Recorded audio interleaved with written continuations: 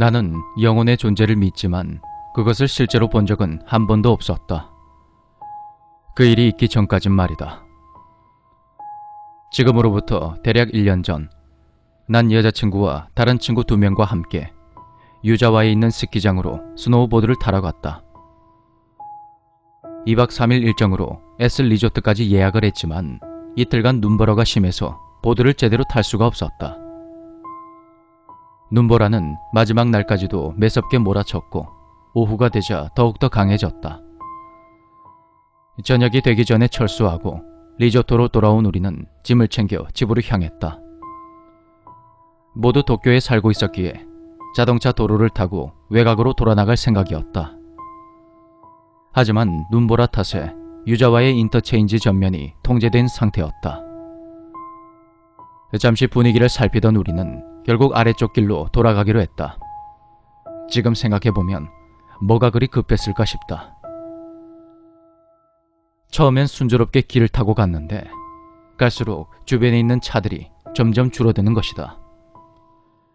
난 여자친구와 함께 뒷좌석에 앉아 있었는데 눈길에 타이어가 겉도는 건지 차의 움직임과 핸들의 방향이 아무래도 맞지 않는 듯 했다. 나는 운전하는 친구에게 말했다. 야, 타이어가 엄청 겉도네. 천천히 가도 되니까 안전운전하자. 그런데 평소 아주 유쾌한 성격의 그 친구가 그날따라 아무 말도 하지 않는 것이다.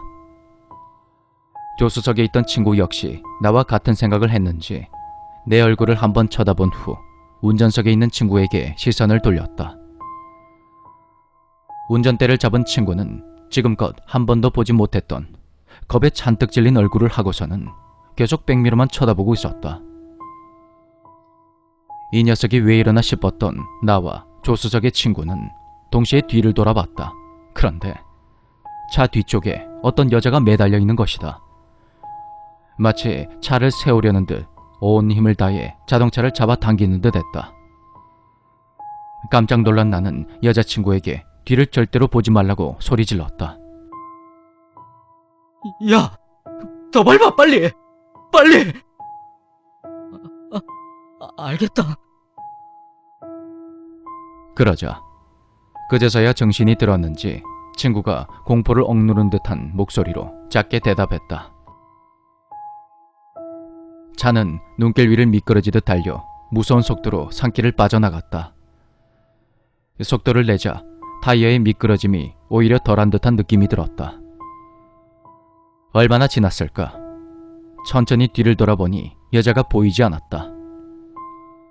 겨우 안심하던 찰나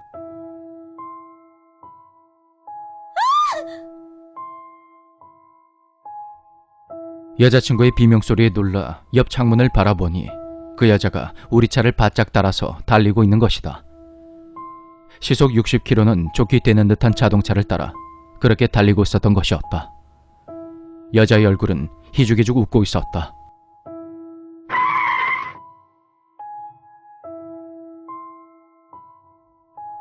운전하던 친구가 무서웠던지 갑자기 브레이크를 밟는다. 눈길에서 속도를 잔뜩 내고 있었으니 그대로 미끄러지는 게 정상일 테지만 다행히 차는 안전히 멈춰 섰다. 야, 저기! 정신을 차려보니 여자가 차 앞쪽에 서 있었다. 운전석에 있던 친구는 있는 힘껏 비명을 지르며 악셀을 밟았다. 여자는 차에 치이는 그 순간에도 희죽희죽 웃고 있었는데 사람의 몸이 차에 치이는 느낌은 전혀 들지 않았다. 겁에 질린 우리는 덜덜 떨며 그곳을 겨우 빠져나갔고 무사히 시가지에 도착했다. 우린 눈앞에 보이는 가장 가까운 편의점을 향해 우회전을 했다. 그런데 그 순간 차를 세우고 확인해 봤더니 타이어 체인 쪽에 긴 머리카락이 수도 없이 감겨져 있는 것이다. 친구들 중에 영감이 있는 사람은 없었고 그 후로 다행히 별일은 없었다. 하지만 다시는 그 근처에 가지 않을 생각이다.